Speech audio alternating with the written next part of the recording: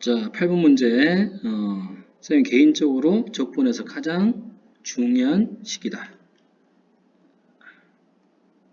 이거야. 우리 교과서에 보면 이런 형태가 있다.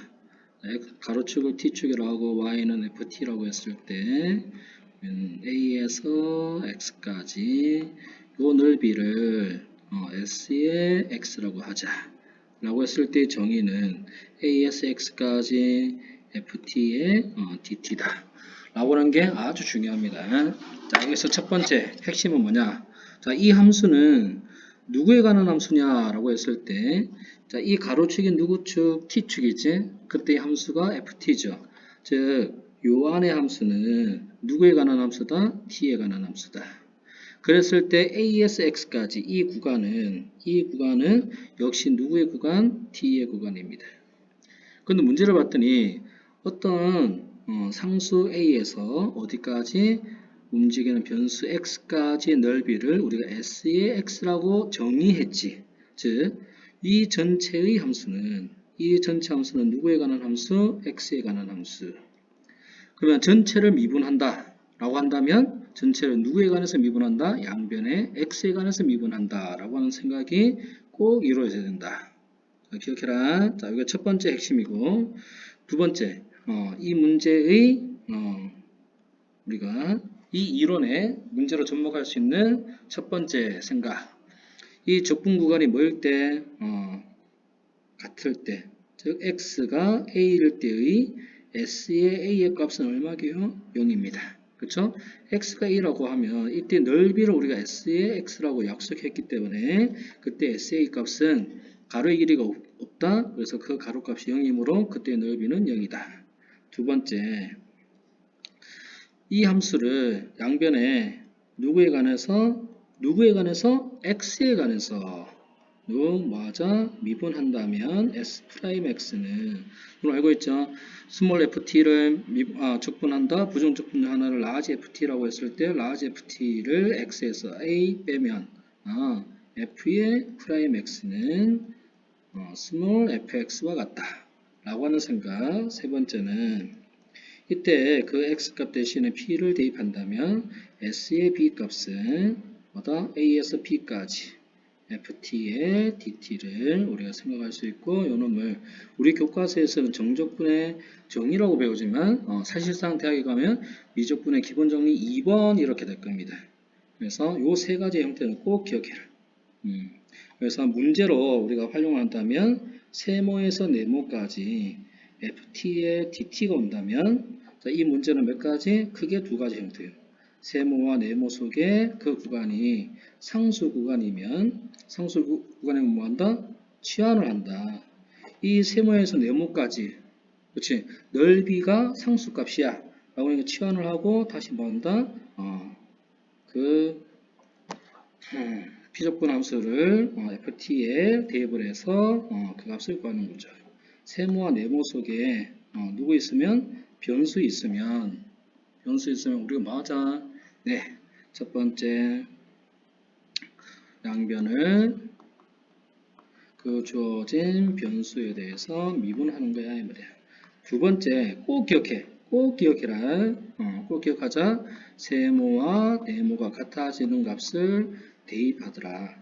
네모가 변수라면 그 네모에 세모를 대입해서 그렇게 대입하면 누구? 앞에서 봤듯이 아래 끝하고 위 끝이 같아진다면 SA가 0이 된다 라고 하는 이야기죠. 그래서 여기에 그 값을 대입하면 이 식을 도출하게 될 겁니다. 그래서 그 식을 통해서 어떤 문자 값을 찾을 수 있는 형태더라. 기억해. 대학교 가서도 이렇게 풀어. 고등학교 모든 문제집에서도 이렇게 풀어. 지나가는 똥개도 미적분을 한다면 이렇게 풉니다. 이때의 구조는 풀이가 딱 한 가지밖에 없다. 이 순서를 꼭 기억하자. 자, 이제 문제로 들어가 보자.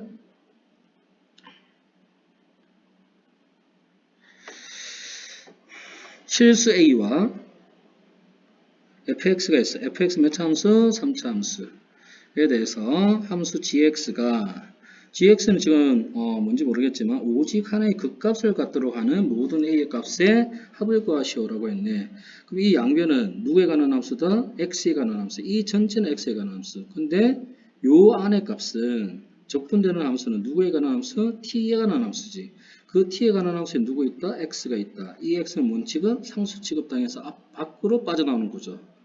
자, 그러면서 세모와 네모 속에 누구 있습니까? 변수 x 있어요. 우리는 미분하는 문제고 그 x가 a일 때 대입하는 형태 꼭 기억을 해라. 자, 첫 번째 gx를 먼저 미분을 하기 전에 이 식이 fx가 있으니까 fx를 밖으로 빼내야 돼. 이거 안 빼내면 안 된다. axx까지 그리고 ft의 4승 이렇게 편리하게 쓸게요. 플러스 하기를 마이너스 a에서 x까지 ft의 이제 5승이 되겠네. 그래서 dt다 라고 이야기했지. 그러면 이제 미분을 해야 돼. 양변을 x에 관해서 미분하면 자, 곱미분이다 그치? 곱미분이니까 f'x에 인테그럴 a에서 x까지 ft의 4승의 dt 플러스 하기를 fx의 자 여기 미분하면 누구? fx의 4승 마이너스 fx의 5승 해서 이 값이 사라지겠죠.